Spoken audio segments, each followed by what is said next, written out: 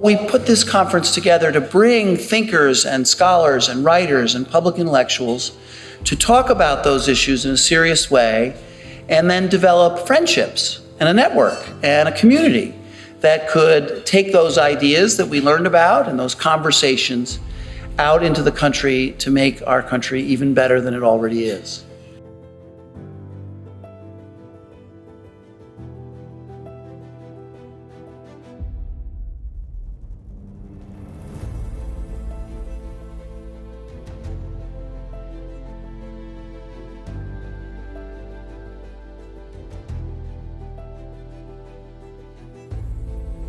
We've assembled a number of America's most incisive public intellectuals to think openly, honestly, and deeply about the state of Black America and how we might foster the further advancement of Black Americans.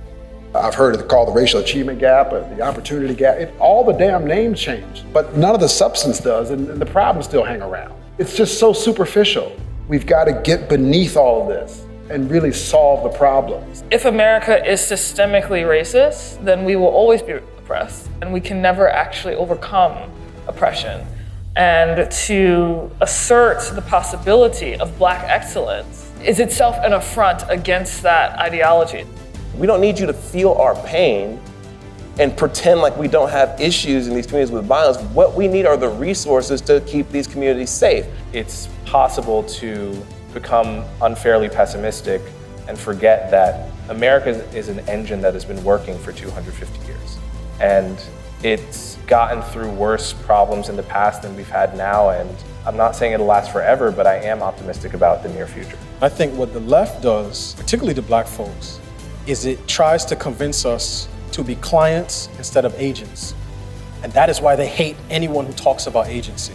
In the same breath, they'll say, white people are the source of all of our problems, but also the people we look to for all of our solutions. And that is a problem if you want to be a people that progresses over generation.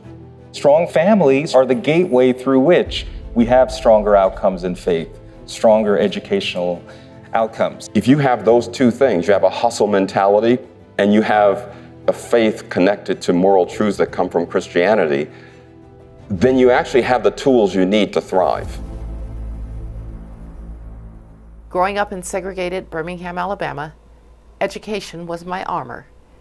It instilled my sense of personal agency and my drive to pursue excellence.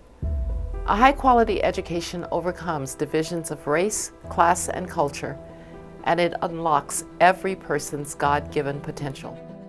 We know that we can educate with incredible fidelity and ability to scale so that we never create learning gaps, that we can create environments where schools are committed to getting better and making sure that kids all succeed. We look at how we can take the infrastructure of education and move it into Texas workforce. And once you move it into Texas workforce, how we move that into entrepreneurship and spurring on Black-owned businesses.